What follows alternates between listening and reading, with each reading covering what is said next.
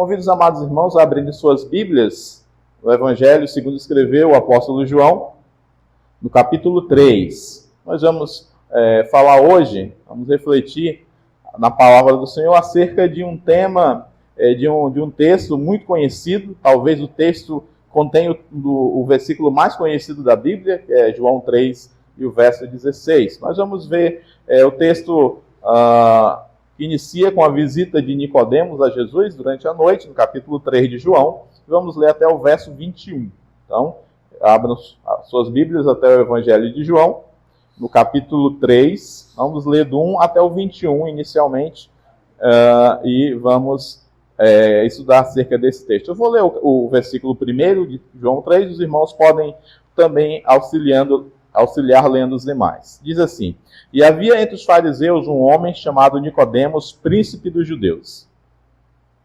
Na noite ele foi visitar Jesus e disse: Rabi, nós sabemos que o Senhor é um mestre que Deus enviou, pois ninguém pode fazer esses milagres se Deus não estiver com ele. A isso respondeu Jesus: em verdade te digo que, se alguém não nascer de novo, não pode ver o reino de Deus. Como pode o homem nascer sem Deus? Porventura pode tornar a idade de sua mãe nascer? Jesus respondeu: em verdade lhe digo, quem não nascer da água e do Espírito não pode entrar no reino de Deus.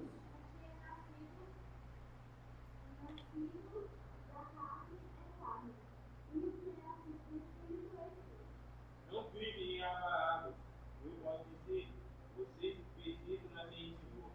O vento assopra onde quer, e ouve a sua voz. Não sabe de onde vem, nem para onde vai. Assim é toda aquele que nasce de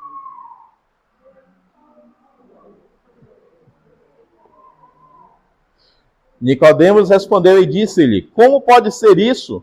Jesus respondeu e disse-lhe: Tu és mestre em Israel e não sabes isto?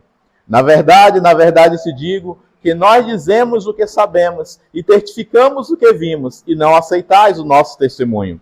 Se vos falei de coisas terrestres e não crestes, como crereis se vos falar das celestiais? Ora, ninguém subiu ao céu senão aquele que do céu desceu, o Filho do Homem que está no céu. E como Moisés levantou a serpente no deserto, assim importa que o Filho do Homem seja levantado, para que todo aquele que nele crê não pereça, mas tenha vida eterna. Porque Deus amou o mundo de tal maneira que deu seu Filho unigênito, para que todo aquele que nele crê não pereça, mas tenha a vida eterna. Porque Deus enviou o seu Filho ao mundo, não para que condenasse o mundo, mas para que o mundo fosse salvo por ele. Quem crê nele não é condenado, mas quem não crê já está condenado, porquanto não crê no nome do unigênito Filho de Deus. E a condenação é esta, que a luz veio ao mundo e os homens amaram mais as trevas do que a luz, porque as suas obras eram más. Porque todo aquele que faz o mal odeia a luz e não vem para a luz, para que as suas obras não sejam reprovadas. Mas quem pratica a verdade vem para a luz, a fim de que as suas obras sejam manifestas, porque são feitas em Deus. Amém? Vamos orar novamente. Amado Senhor, eu te louvo, ó Pai, pela palavra lida neste momento. Esta palavra que é obra do Teu Espírito Santo, que providenciou, Senhor, para que homens santos, inspirados por Ti, nos entregassem esta palavra e que hoje, ó Pai, nós pudéssemos chegar à fé, à certeza de Tu és o Senhor, e a certeza da nossa condição de pecadores, que precisamos de Ti, e que precisamos passar por um novo nascimento. Esta fé, ó Pai, só foi possível pela Tua palavra, por isso nós Te louvamos, Senhor, por esta palavra. Eu Te rogo, Senhor, que Teu Espírito Santo, nesta noite, ilumine nossas mentes, nos prepare o coração, e, ó Pai, com alegria, nós venhamos a refletir sobre esta palavra e aprender, Senhor, tudo aquilo que tem preparado para nós nessa noite. É que eu te oro e te agradeço em nome santo de Jesus Cristo. Amém. Amém. Ainda bem que eu estou com o tablet, né?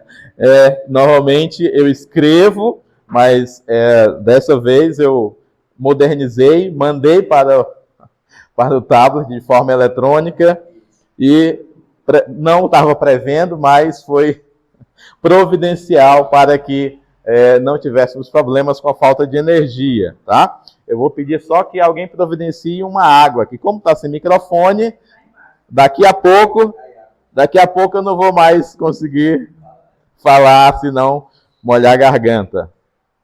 Deixa eu só abrir aqui também na Bíblia. Ok. Então, irmãos, este texto que acabamos de ler é um texto dos mais conhecidos, é o capítulo 3 de João.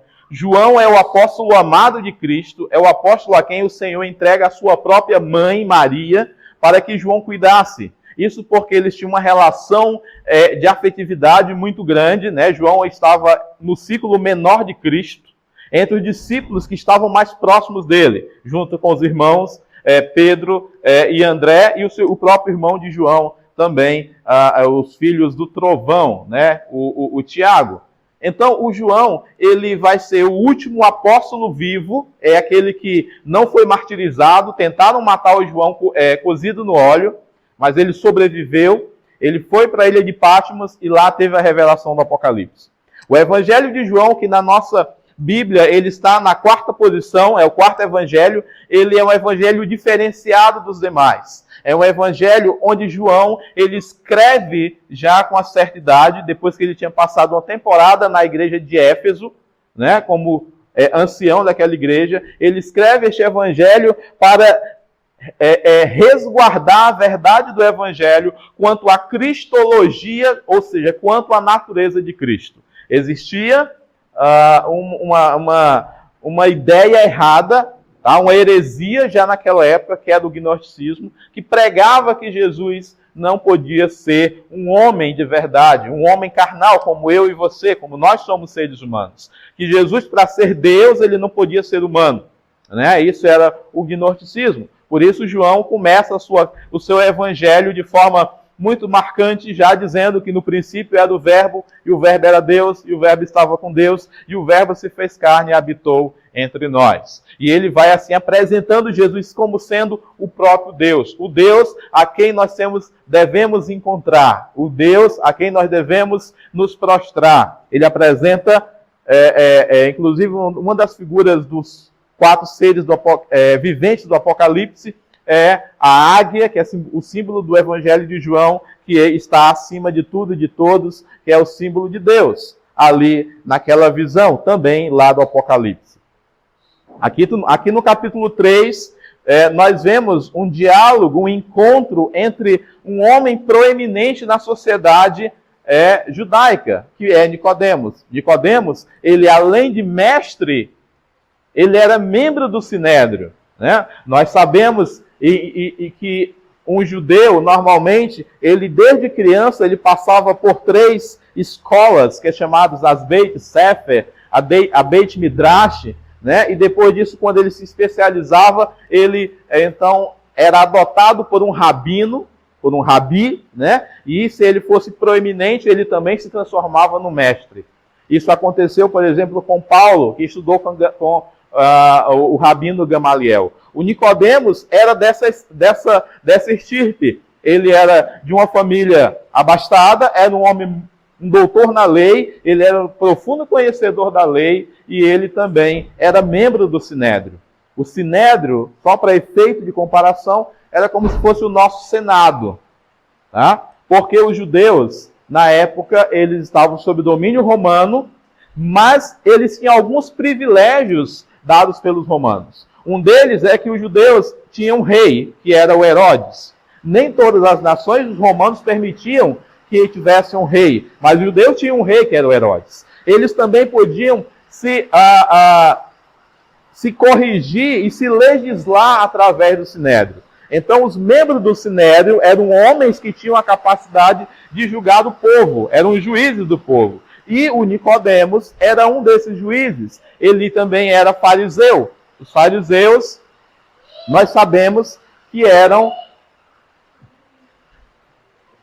Os fariseus, nós sabemos que eram homens também conhecedores da lei, pertenciam a uma facção religiosa que era observadora da lei, mas que a maioria deles eram pessoas hipócritas, que defendiam algo na lei que eles próprios não cumpriam. Eles negavam a eficácia, o amor, né? Negavam a misericórdia, né? E tiveram vários embates com Jesus. Então, esses fariseus, eles tinham uma visão de Jesus. Nós conhecemos o nosso Deus como Jesus Cristo, embora Cristo não seja sobrenome, é um título. Cristo era o título do rei prometido dos judeus. Então os fariseus, eles conheciam essa profecia de que haveria de chegar um rei para ser o Messias, o Cristo de Israel. Quando Nicodemos vai até Jesus, ele vai na perspectiva de que Jesus fosse o Cristo, né? Ele acha que Jesus é o Cristo. Alguns fariseus achavam que Jesus poderia ser o Cristo. A maioria não, porque eles achavam que Jesus não se enquadrava nas características que eles esperavam do Cristo, que era um guerreiro militar, da mesma forma como foi Davi, né? Um homem de poder, um homem que arrebanhasse multidões para a guerra e que lutassem contra Roma, e que Roma fosse expulsa de Israel e que eles fossem novamente totalmente livres. E Jesus não era assim. Então, a maioria dos fariseus, embora soubessem das profecias, eles não achavam que Jesus fosse este Messias, né? Mas Nicodemos, ele começa a observar e ele acha que talvez Jesus fosse este Messias, né? No versículo 1, João diz que e havia entre os fariseus um homem chamado Nicodemo, príncipe dos judeus, era membro do Sinédrio, e foi ter a noite com Jesus. Essa informação de João, ela é muito importante, né? Jesus, ele estava diariamente nas ruas, no templo, nas casas, ele comia com as pessoas, inclusive era criticado por isso, porque comia com publicanos e pecadores, né? Ou seja, mas todos não somos pecadores? Na visão dos fariseus, não. Na visão dos fariseus, se eles cumpriam a lei, eles eram uma classe que eles eram praticamente impecáveis. Já o povo não. O povo, ele não cumpria a lei, logo o povo era pecador. Um fariseu, se ele fosse no mercado e ele comprasse carne, quando ele chegava em casa, ele lavava as mãos, porque possivelmente o açougueiro tinha pecado. E ele tocou na carne que o açougueiro manipulou. Então ele tinha que se purificar. Ele não se enxergava como um pecador. Os publicanos eram renegados porque eram cobradores de impostos. Eram aliados de Roma. Eram traidores do povo. Então eram odiados também. E Jesus comia com todos. Jesus estava com todos. E Nicodemos não procura Jesus durante o dia, que seria normal, né? Se Jesus está lá na praça, se Jesus está na casa de um amigo, eu vou lá e falo com Jesus. Como tem várias outras histórias onde Jesus, ele é encontrado na casa de alguém e é pedido algo a ele. Mas Nicodemos não. Nicodemos, ele observa de longe, ele espera Jesus estar sozinho à noite, no escondido, no escuro, e ele vai lá ter com Jesus. Por quê? Porque ele tinha receio. Ele achava que Jesus podia ser o Cristo, mas ele estava com medo dos seus amigos fariseus de observar. Olha lá o Nicodemos lá, ó. Tá virando cristão, né? Nicodemos vai lá falar com Jesus. Então ele tinha receio de ser visto com Jesus.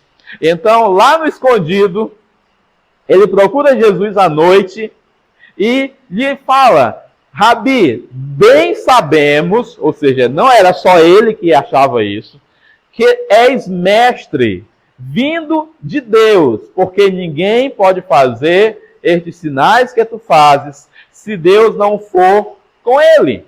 Nicodemos, ele reconhece que Jesus é um profeta, que é alguém enviado por Deus, mas nas entrelinhas, o que Nicodemos está perguntando para Jesus é: Jesus, tu és o Cristo que havia de vir? De forma indireta, ele quer que Jesus responda isso para ele. Eu sou o Cristo. né? Como Jesus falou lá para Pilatos, quando foi julgado, né? Tu és o rei dos judeus, tu o dizes. Então, talvez Nicodemos aqui esperava que Jesus lhe tirasse essa dúvida. Eu acho que tu és o Cristo. Realmente tu é, mas ele não faz a pergunta direta. Ele chega enchendo a bola de Jesus. Olha, eu sei que tu é mestre, nós sabemos, reconhecemos os sinais, as maravilhas, os milagres que tu fazes. Só pode ser de alguém vindo da parte de Deus. Mas talvez tu seja um profeta, né? Como João Batista, como Elias. Ele queria que Jesus se posicionasse. O interessante é que a resposta que Jesus vai dar não é dando satisfação se eu sou o Cristo ou não. Jesus, ele olha de uma perspectiva onde ele vai fazer o Nicodemos olhar para dentro de si. O Nicodemos vai até Jesus querendo ter certeza de que ele é do Cristo.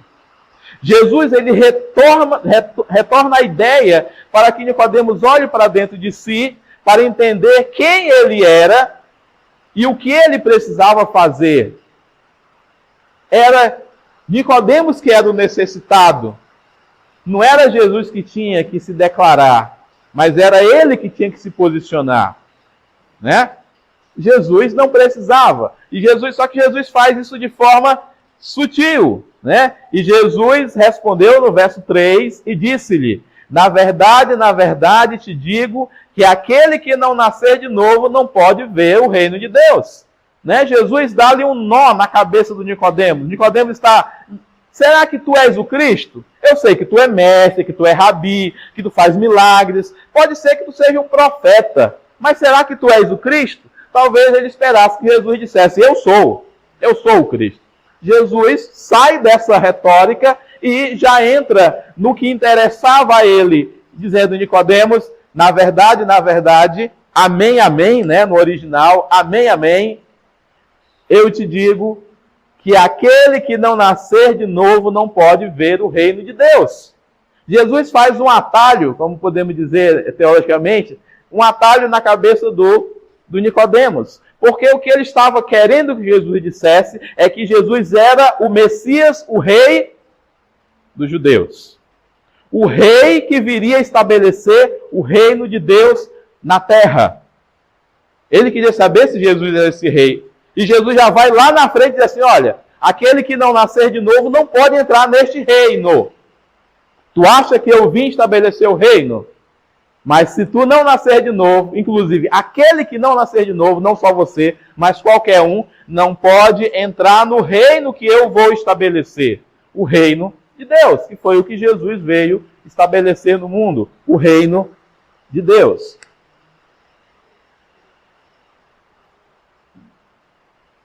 Perceba que Jesus, ele não perde tempo em dizer quem ele era, mas ele se preocupa em que Nicodemos e nós entendamos o que nós somos e o que nós precisamos para fazer parte do reino de Deus. Assim que o livro de João ele é bem direto. Assim como no verso 1 do capítulo 1 diz: no princípio era o verbo era Deus e estava com Deus, e o verbo se fez carne. João não se preocupa em dizer como é que foi isso. Ele só diz: no princípio era o verbo. No princípio ele era Deus e estava com Deus. Em que tempo foi isso? Há quantos anos atrás? Em que universo? Em que dimensão? O Espírito Santo não nos explica isso. Ele só diz quem Jesus era. Aqui Jesus ele já atalha o Nicodemos e ele fala da necessidade que todo ser humano ali representado na pessoa de Nicodemos precisa fazer para entrar no reino de Deus. E essa é uma afirmação que é o tema da nossa conversa de hoje. Necessário vos é nascer de novo. Esse diálogo que Jesus vai ter com Nicodemos, ele ecoa pela eternidade. Nós estamos aqui porque nascemos de novo. E se não nascemos de novo, necessário é nascer. Porque se não nascer de novo, não pode entrar no reino de Deus. Esta é a verdade central de todo esse texto. E nós vamos ver mais algumas verdades aqui. Nicodemos, então, ele fica ali com um complexo de não sei. Lembra que Nicodemos era um professor. Eu sou um professor assim, bem pequenininho. Nicodemos era doutor. Então era um cara que era para entender tudo. Normalmente, quando alguém conhece a gente que é professor, chega para a gente perguntando, O Tanaka aqui, normalmente quando ele me encontra, é sempre com uma pergunta, Professor, eu li isso aqui assim e tal, me explica aqui. Então, o professor normalmente não é aquele que sabe tudo, mas ele sabe uma direção. E Nicodemos agora ele fica com esse dilema, Jesus, olha, você tem que nascer de novo. E ele então, ele não entende. Verso 4, disse-lhe Nicodemos, como pode um homem nascer de novo sendo velho? Pode, porventura, tornar a entrar no ventre de sua mãe e nascer? Ele é doutor em teologia, ele era doutor em hebraico, em judaísmo, mas ele não entendeu o que Jesus estava querendo falar.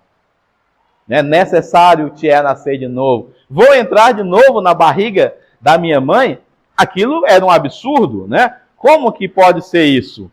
Jesus responde novamente, verso 5. Na verdade, amém, amém, te digo, aquele que não nascer da água e do Espírito não pode entrar no reino de Deus. O que é nascer da água e do Espírito?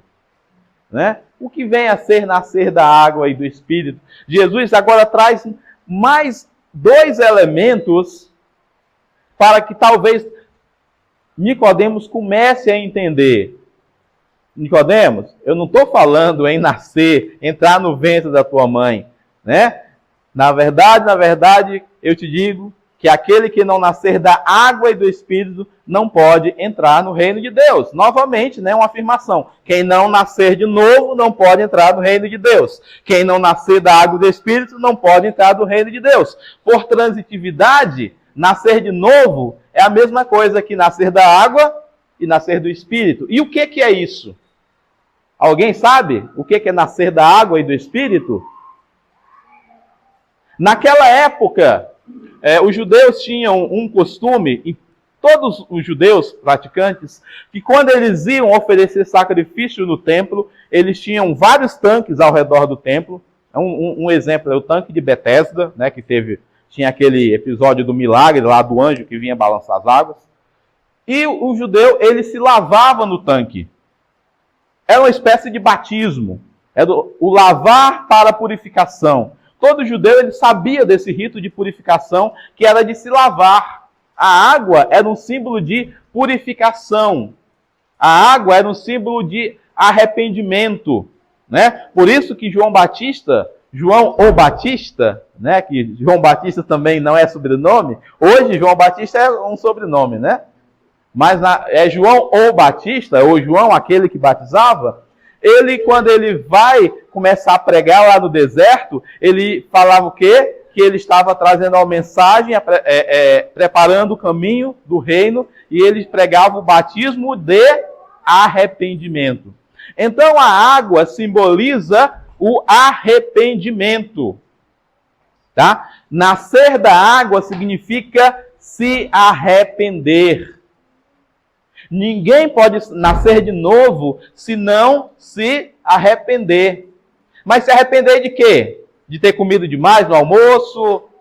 Se arrepender de ter apostado no tigrinho? Se arrepender de ter comido o pudim que ficou na geladeira todinho? De que o texto bíblico está falando na realidade? Se arrepender dos pecados. Não é isso? Assim como a água nos batismos, lá no judaísmo, ele simbolizava a purificação. Amém? Aqui, o nascer da água significa se arrepender. Se arrepender. Quem não se arrepende não pode nascer de novo. O nascer de novo é quando eu e você reconhecemos que somos pecadores. Não é isso? Eu reconheço que eu sou pecador, que já estou condenado ao inferno, mas na frente a gente vai chegar daqui a pouco. Se der tempo, eu tenho que olhar para minha esposa de vez em quando, porque o professor fala muito. Se deixar, a gente vai até mais tarde. Então, necessário é nascer de novo, nascer da água é o arrependimento. E quem é que nos convence do pecado, da justiça e do juízo? Quem é que nos leva à certeza de que temos que nos arrepender? O Espírito Santo. Então, nascer da água e do Espírito é se arrepender por obra do Espírito Santo para que eu seja salvo. Nascer da água e do Espírito é quando o Espírito Santo nos convence do nosso pecado e nós nos arrependemos e entregamos nossa vida a Cristo. Sem isso, ninguém pode entrar no reino de Deus. É o que Jesus estava dizendo. Nicodemos, Jesus ele atalhou lá em cima, né? Nicodemos, eu sou o rei, eu sou o Messias, mas se tu quiser fazer parte do meu reino, você tem que se arrepender. Isso é uma obra do Espírito Santo. Não adianta você ser mestre em Israel, não adianta você ser membro do Sinédrio, não adianta você guardar os mandamentos, os 613 mandamentos que foram criados na Torá, se você não nascer da água do Espírito, se não se arrepender por obra do Espírito Santo através da fé, você não pode entrar no reino de Deus. Verso 6, ele continua. Não sei se já está ligado aqui, que aí eu economizo a voz. Oi. Muito bem. Então, no verso 6, ele continua explicando o que é nascido da carne é carne. Ou seja, se você nasceu dos seus pais, você é um homem carnal. Você é um homem natural. É uma outra terminação que a Bíblia vai nos identificar como o homem natural. E o que é nascido do Espírito é Espírito. Então, isso também nos leva a refletir que nós não nascemos filhos de Deus. É uma outra característica do livro de João. Lá no capítulo 1 ele fala disso, né? Veio para o que era seu, lá na continuação, depois que ele declara quem é Jesus como sendo Deus, ele diz que Jesus, o verbo se fez carne e habitou entre nós, e lá na frente ele vai dizer, veio para o que eram seus, ou seja, veio para o povo judeu. Jesus veio para os judeus, mas os seus não o receberam. Mas a todos quantos o receberam, a saber, aqueles que creem no seu nome, foi-lhes dado o direito de serem feitos filhos de Deus. Então, nós que nascemos dos nossos pais, todos nós nascemos de um pai e de uma mãe, né? Como diz o ditado, ninguém é filho de chocadeira. Todos nós nascemos de um pai e de uma mãe. Nós somos homens carnais, mulheres carnais, homem no sentido de humanidade, tá? Nós somos pessoas naturais e carnais. É o que ele diz, o que é nascido da carne, é uma criatura de Deus. Mas para se tornar filho de Deus, você tem que nascer do Espírito. O que é nascido do Espírito é Espírito. E ele no 7 continua, não te maravilhe de te dizer, necessário vos é nascer de novo. E este aqui é o tema da nossa mensagem, a parte B do versículo 7, necessário vos é nascer de novo. Tá? Jesus ele não se preocupou em dizer e afirmar que era o Cristo, porque ele era.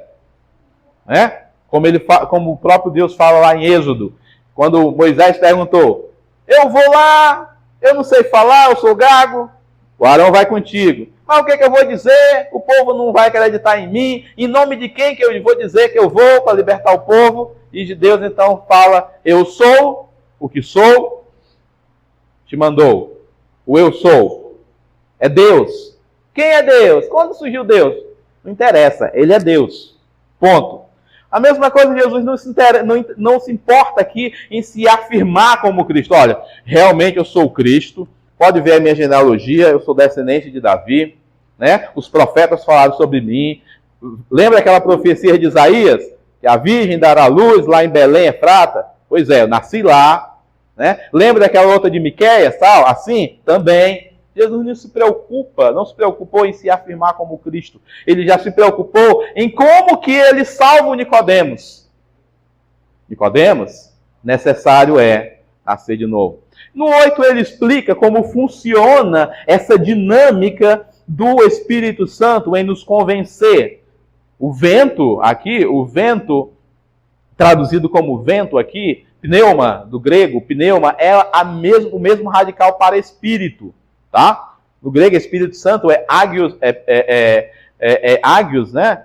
Que é o Espírito Santo. Pneuma, pneu, ar, tudo vem desse radical, tá? É tanto que a doutrina do Espírito Santo, quando você estuda, é pneumatologia, tá? Que é a doutrina do Espírito Santo. Então, o vento sopra onde quer, ou em outras palavras, o Espírito Santo, ele realiza a sua obra como ele quer. Não sou eu e você que convencemos alguém para se converter a Cristo. O nosso papel é falar de Cristo. Se a pessoa vai aceitar e se converter, é uma obra do Espírito. Por isso ele diz, o vento, que aqui é o Espírito, né? O Espírito sopra, pneuma, onde quer, e ouves a sua voz, mas não sabes de onde vem, nem para onde vai. Assim é todo aquele que é nascido do Espírito. Por isso que muitas pessoas que às vezes nós conhecemos que durante a nossa vida não queria saber de evangelho de jeito nenhum, né?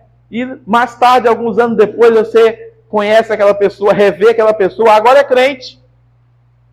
Você pregou para ela, não queria nem saber de crente. Até xingava crente. Zombava, blasfemava. E agora é crente também. Aí o que você faz? A glória a Deus. Quem que convenceu ele? O Espírito Santo. Por que o Espírito Santo não convenceu há 20 anos atrás e convenceu agora? Não interessa. É obra do Espírito Santo. O vento sopra onde quer, né? O nascido do Espírito é assim, né? Aqui eu tenho a amiga Mariandria.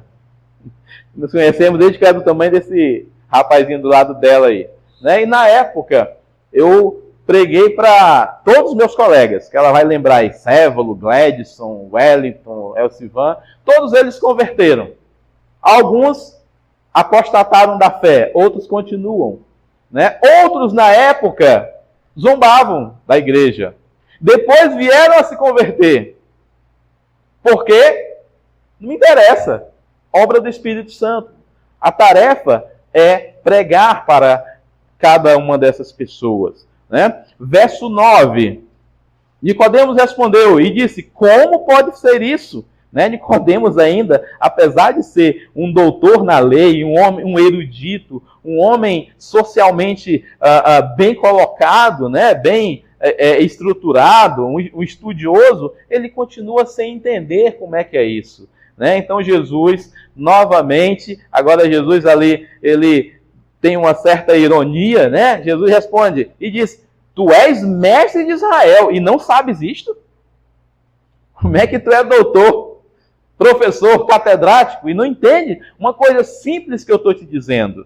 Né? Na verdade, verso 11, na verdade te digo que nós dizemos o que sabemos e testificamos o que vimos e não aceitais o nosso testemunho. Agora ele fala não só a Nicodemos, mas a maioria, ou quase a totalidade dos fariseus e da classe religiosa dominante de Israel, que eram os escribas, os fariseus e os saduceus, que eram que dominavam o templo, que não aceitavam o testemunho de Jesus. Pelo contrário, quando Jesus expulsava demônios, diziam que Jesus expulsava pelo espírito de Beelzebu, por exemplo. Né? Quando Jesus dizia que ele era o próprio Filho de Deus, eles diziam, olha, como é que pode um jovem desse, né, dizer que é Filho de Deus? Um jovem de 30 anos, como é que pode dizer que ele é o próprio Deus? Né? Nós somos filhos de Abraão, Abraão é o nosso pai, viveu há 1000 anos atrás, como é que pode ser isso? 1000 anos não, era na realidade 1800 a 1900 a.C. E Jesus disse, antes de Abraão existir, eu sou. Foi a resposta de Jesus, quando eles duvidaram que Jesus fosse o próprio Deus, porque era um jovem de 30 anos. Tá? Vocês sabem, vocês estão falando desse Abraão aí, o nosso pai Abraão, que tem 18 séculos que já veio, antes dele existir, eu sou. Aquela mesma palavra que Deus falou para Moisés.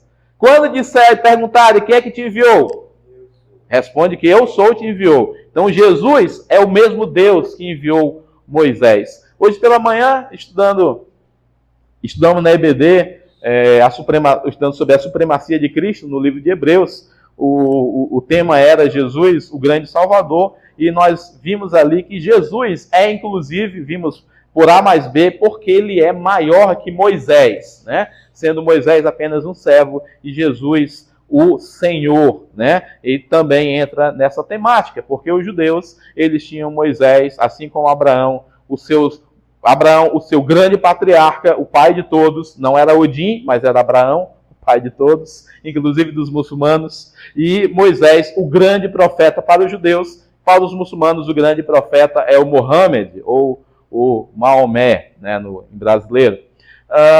Mas Jesus é maior que todos eles, porque antes deles existirem, Jesus já existia, ele é o próprio Deus. Por isso que ele diz, olha, se eu te falei, estou falando contigo, Nicodemos, no verso 12, de coisas terrestres, de coisas simples, e você não está crendo, vocês não creem, vocês os religiosos, os líderes, os doutores, como crereis se vos falar das celestiais?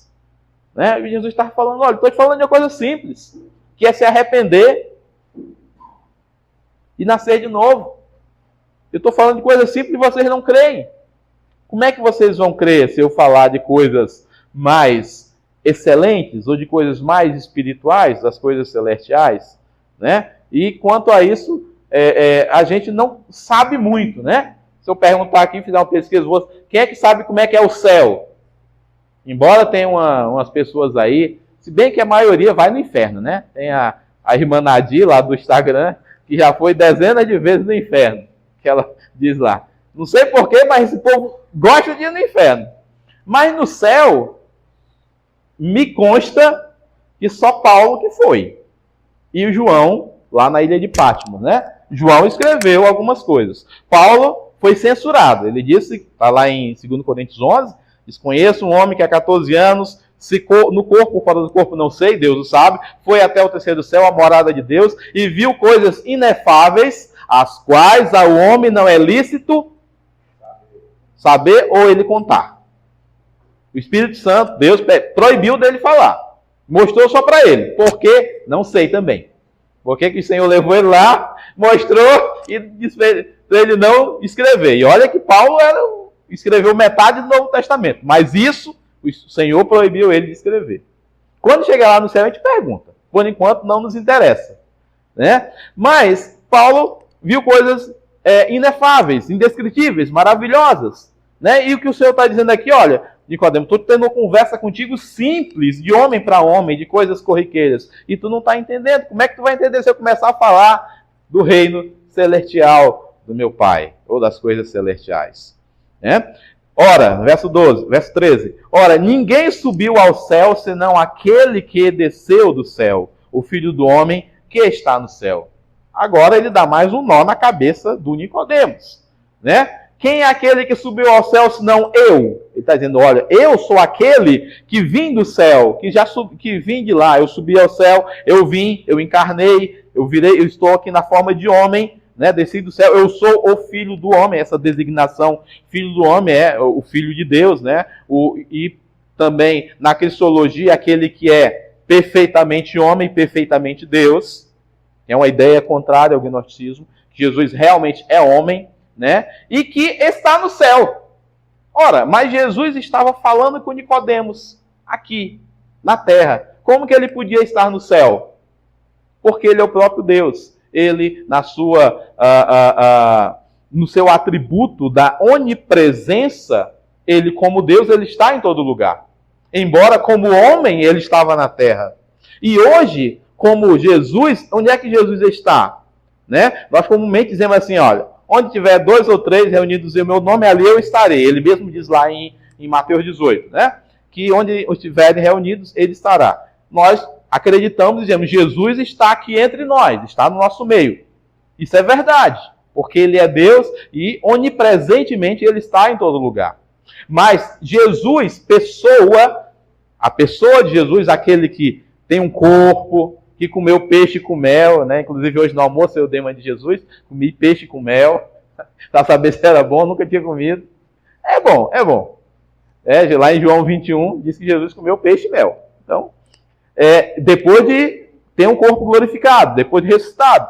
Esse Jesus que tem a marca nas mãos, que tem a marca no lado, hoje ele está no céu, preparando o lugar para nós. João 14. Ele não está aqui.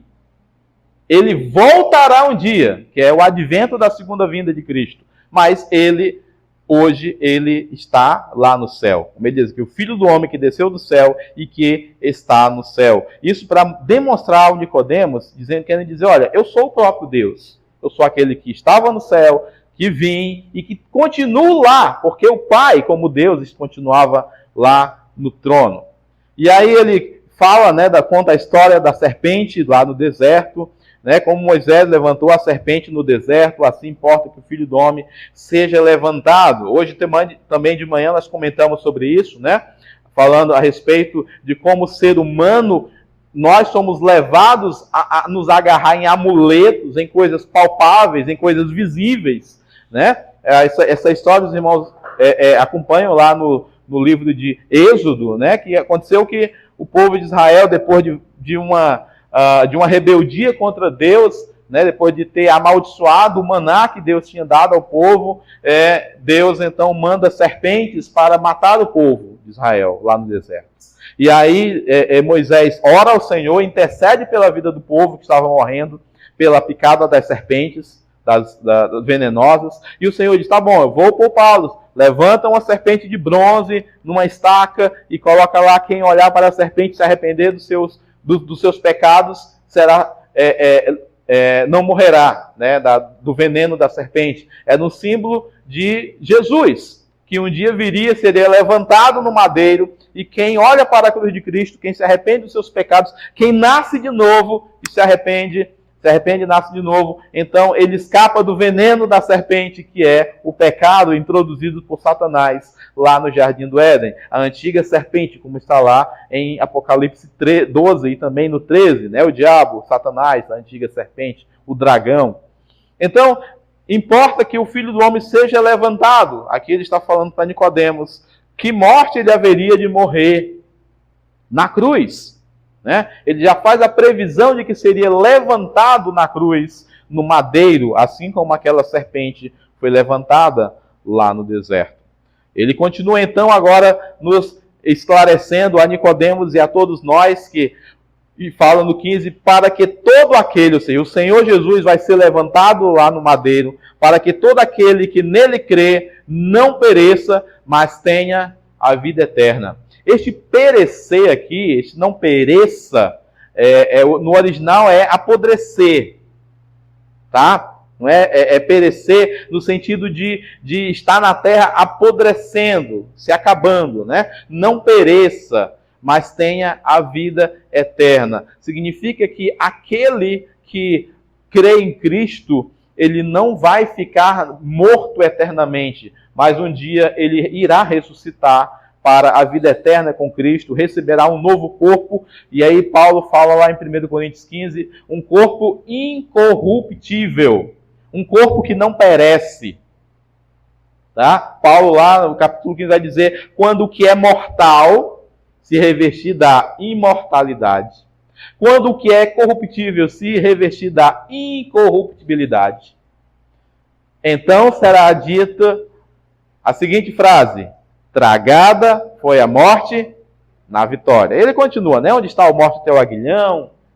Onde está a morte, a tua vitória? O aguilhão da morte é o pecado, a força do pecado é a lei, mas onde abundou a lei, superabundou, onde abundou o pecado, superabundou a graça de Cristo. Então, se você não quer morrer eternamente, separado de Deus, em outras palavras, inferno, você tem que nascer de novo.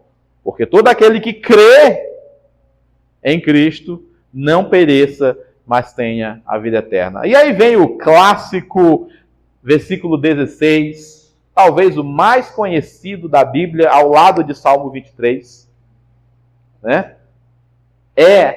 nós dizemos na teologia que esse versículo ele é o resumo do Evangelho. Se ocorresse um colapso mundial e se acabasse com todas as Bíblias, ninguém tivesse mais acesso a Bíblia nenhuma, mas se preservasse só este versículo aqui, ainda servia para salvar a humanidade. Verso 16. Porque Deus amou o mundo de tal maneira que deu seu Filho unigênito, para que todo aquele que nele crê não pereça, mas tenha vida eterna. Né? Essa é uma verdade que ela amplifica e que traz à luz muita coisa. Diz que Deus amou o mundo. Aqui no grego, mundo é cosmos. E evidentemente, João não está falando aqui de mundo, do mundo físico, das árvores, das pedras, dos animais, dos rios, das montanhas. Deus ama a sua criação. Sim, é verdade. Mas aqui, mundo são as pessoas. Tá? Porque Deus amou as pessoas. Né? E aqui vai entrar aqui uma divergência doutrinária ali, de algumas pessoas que dizem que Jesus não morreu por todos, morreu só por alguns, né? Vão dar um nome ali que eu não vou nem falar para não suscitar contenda. Mas nós, batistas gerais, nós acreditamos que Jesus, soteriologicamente falando, no universalismo, Jesus morreu por todos. Nem todos serão salvos, mas ele morreu por todos. Por quê? Porque Deus amou todos. Como aqui está escrito? Porque Deus amou o mundo, o cosmos, as pessoas, de tal maneira que deu seu Filho unigênito. Unigênito também ele fala muito da cristologia, ou seja, de quem é Jesus, porque ele não só é o primeiro, mas ele é o único Filho verdadeiro de Deus. O único Filho de Deus é Jesus. Aí você diz, mas irmão, e eu? Eu e você não somos filhos gerados da mesma essência de Deus. O único é Jesus. Nós somos adotados. Nós somos enxertados. Né? Romanos vai dizer, como um jambuzeiro, uma oliveira braba, que não servia para nada, só para ser queimado no inferno. Mas, pelo sacrifício de Jesus e pelo amor de Deus, nós, quando nascemos novamente, quando nos arrependemos, quando nos lavamos pela purificação da água do arrependimento, nós somos enxertados em Cristo, a videira verdadeira. Graças a Deus que não está escrito assim, porque Deus amou os 144 mil, não tem nada a ver. Não tem isso não. Tá? Então, quando ele diz que Jesus é o unigênito, é porque Jesus é o único Filho verdadeiro do Pai. A herança da pátria celestial pertence a Ele, mas como Ele nos ama, Ele nos dá o direito de sermos adotados juntos no reino dele. Né? O versículo que a gente citou no início, lá de João 1, acho que é João 1 e 12, se eu não me engano. Está por ali. Né? Todos os que creem no seu nome foi dado o direito ou o poder de serem feitos filhos de Deus. Jesus é o único, mas nós também podemos ser por adoção.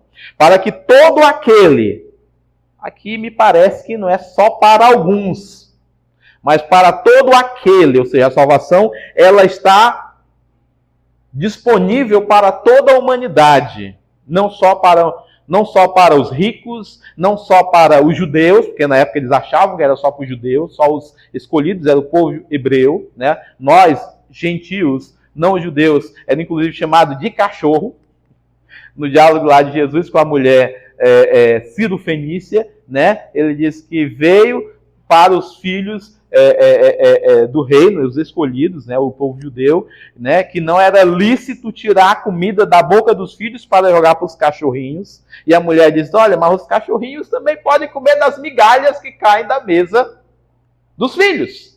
E Jesus disse, grande é a tua fé, eu vou te atender. A tua filha, que estava com problema, já está curada, né? Já está livre do demônio e pode ir que a tua fé foi suficiente.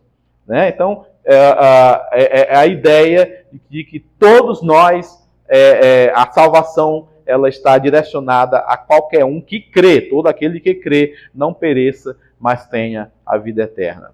Verso 17, porque Deus enviou seu Filho ao mundo não para que condenasse o mundo, mas para que o mundo fosse salvo por ele. Né? Esse versículo aqui é muito importante porque muita gente distorce este versículo para dizer, olha, Deus não veio para condenar as pessoas. Não. Deus é amor. Tá vendo? Deus amou o mundo. Então, um Deus que é amor não vai mandar ninguém para o inferno. Deus é amor. Ele não veio condenar ninguém. Então, por mais que eu tenha os meus errinhos aqui, que eu cometa as minhas falhas, Ele vai guardar um lugarzinho para mim lá, nem que seja o último quartinho lá no céu, para garantir que eu vá também. O verso 18, ele explica o 17, né? Na hermenêutica, a gente tem que acompanhar o texto e o contexto, e aqui o contexto é necessário para entender. O 18 explica o 17. Deus não enviou Jesus ao mundo para condenar o mundo. Isso por um motivo simples, porque o mundo já está condenado. Nós já nascemos condenados. A ira de Deus já está sobre nós desde que nós nascemos. O nosso destino é o inferno. Não precisava Deus mandar Jesus vir condenar ninguém. Nós já estamos condenados. Verso 18. Quem crê não é condenado. Mas quem não crê, o que acontece? Já está condenado. Então, não é se eu e você seremos condenados. Nós já somos condenados quando ainda não aceitamos a Cristo. Só tem uma saída que é ser absolvido da condenação. Né? Quem crê não é condenado, mas quem não crê já está condenado, porquanto não crê no nome do unigênito Filho de Deus. E este é o pecado sem perdão. Eu até citei hoje também na lição de manhã. O pecado que não tem perdão, que Jesus fala lá em Mateus, que é a blasfêmia contra o Espírito Santo, é a incredulidade. Porque eu e você chegamos ao novo nascimento pela fé na palavra. Eu tenho certeza que você nunca viu Jesus. Jesus não chegou pessoalmente para você, igual foi com Nicodemos e disse, olha, ô Tanaka, necessário te é nascer de novo. Jesus em pessoa, ele não fez isso. Ele fez isso através de alguém usando a palavra. Então a salvação e a fé chegou aos nossos ouvidos, como Romanos 10 explica, e ao nosso coração, a fé entrou em nossa vida, o Espírito Santo agiu em nossa vida pela palavra. E a palavra é obra do Espírito Santo. A palavra é obra do Espírito Santo. Quem não crê na palavra jamais será salvo. Porque não vai ter fé. Como é que vai ser salvo sem fé? Não é salvo sem ter fé. Então, aquele que não crê no nome de Jesus já está condenado. Então, quando ele diz assim, usa aquele versículo lá de Mateus, distorcido, de Mateus 7, né? Não julgueis para não ser julgado. Aquilo ali está falando de hipocrisia, tá? Da hipocrisia dos fariseus que pecavam e apontavam o pecado do outro, sendo que eles mesmos cometiam os pecados. Né? Ele não está dizendo que nós não devemos exortar ninguém. Né? Porque aquele que não tem ao Senhor Jesus, que não reconheceu Ele como Senhor e Salvador, já está condenado. E a condenação é esta, verso 19, que a luz veio ao mundo e os homens amaram mais as trevas do que a luz, porque as suas obras eram más. Isto fala da nossa realidade. Realidade da humanidade. Desde que surgiu lá no Jardim do Éden, desde que o pecado entrou através da desobediência dos nossos pais primordiais, Adão e a Eva, as nossas obras só são más. Não há quem busque a Deus. Não há um justo, não há um... As nossas melhores obras diante de Deus foram consideradas como o quê? Trapos imundos. Né? Se a gente fosse destrinchar aqui o que era o trapo imundo que o profeta está se referindo, é o paninho que as mulheres usavam durante o período menstrual e depois que usavam o pano, que ele estava encharcado, aquilo ali que o profeta se refere como trapo imundo. Tá? Sujeira. As nossas melhores obras para efeito de salvação diante de Deus são considerados trapos imundos, né? As obras dos seres humanos, elas são obras más. Eu não estou dizendo irmão, você está dizendo que todo mundo no mundo só faz o que é mal? Não. Você e eu, nós temos, principalmente com aqueles que amamos, nós somos bons. Né? O pai faz o que é melhor para o seu filho, coloca na melhor escola, dá as melhores roupas, né? E o marido também cuida da esposa, a esposa faz a melhor refeição para o marido, e assim por diante. Não estou falando desse sentido, estou falando no sentido de mal moral, para a salvação. Não, nada que possamos fazer será aceito diante de Deus. As nossas obras são más, são obras más. Tá? Verso 20. Acabando, né? Cadê o horário dele? Tá acabando. Porque todo aquele que faz o mal odeia a luz e não vem para a luz para que as suas obras não sejam reprovadas. Isto fala de alguém, está demonstrando aqui, aquele que não quer se arrepender.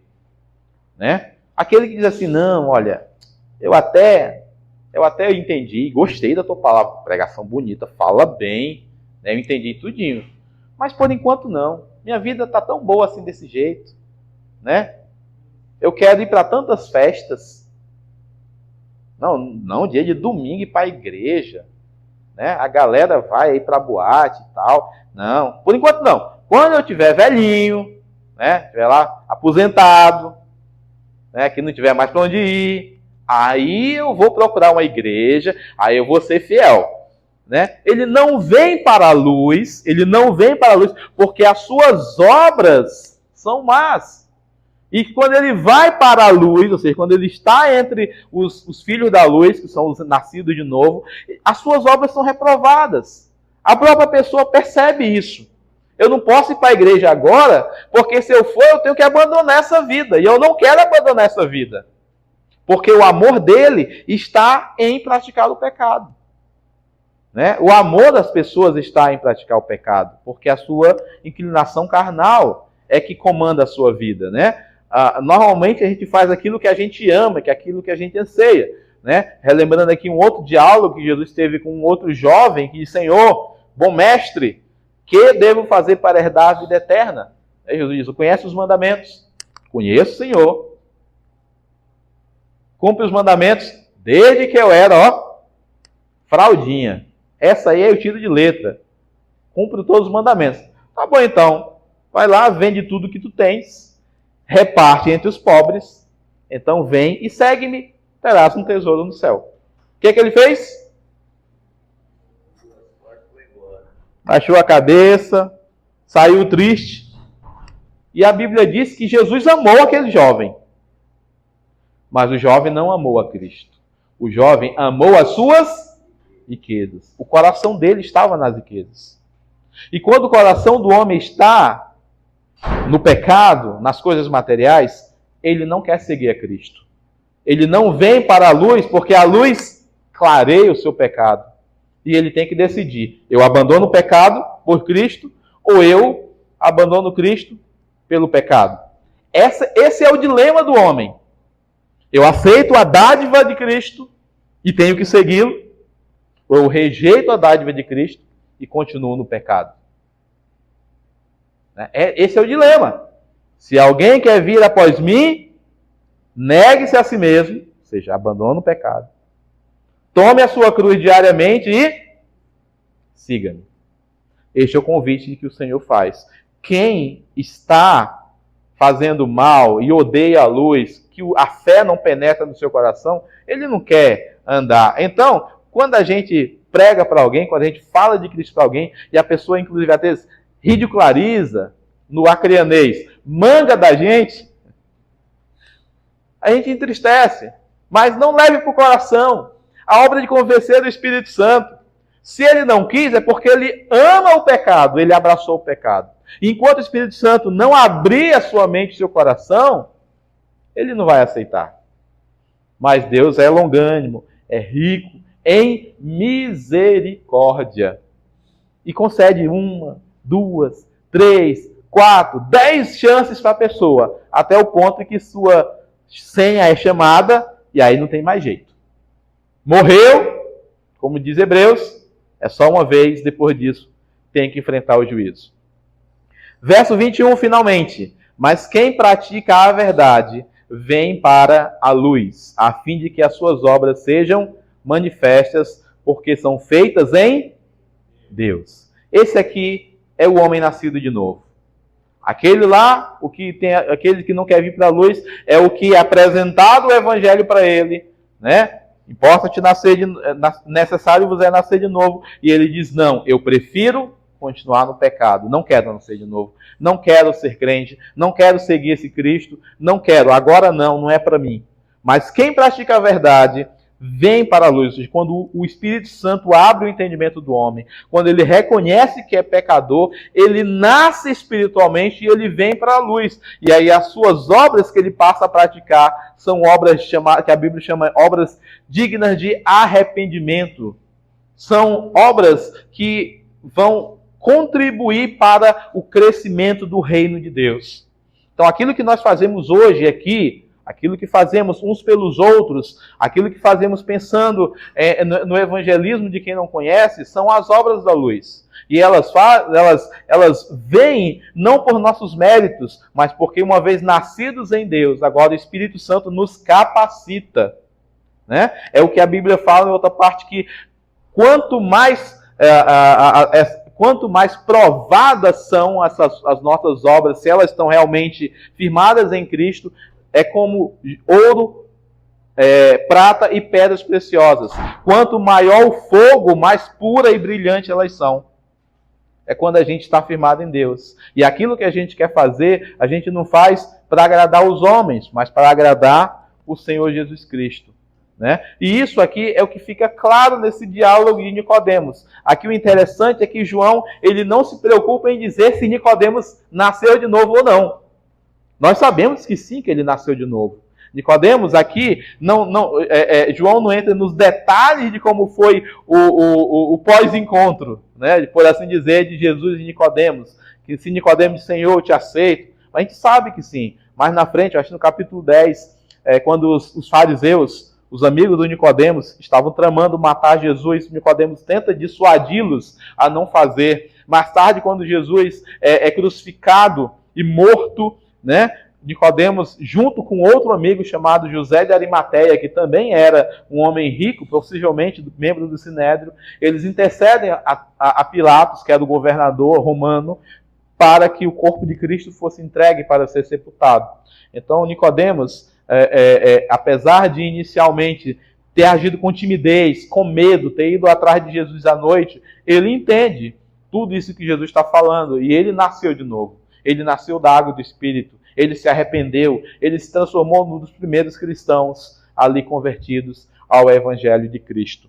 Esse encontro desse capítulo, que é um dos mais maravilhosos da Bíblia, o capítulo 3 de João, nos mostra essa realidade. Necessário é nascer de novo.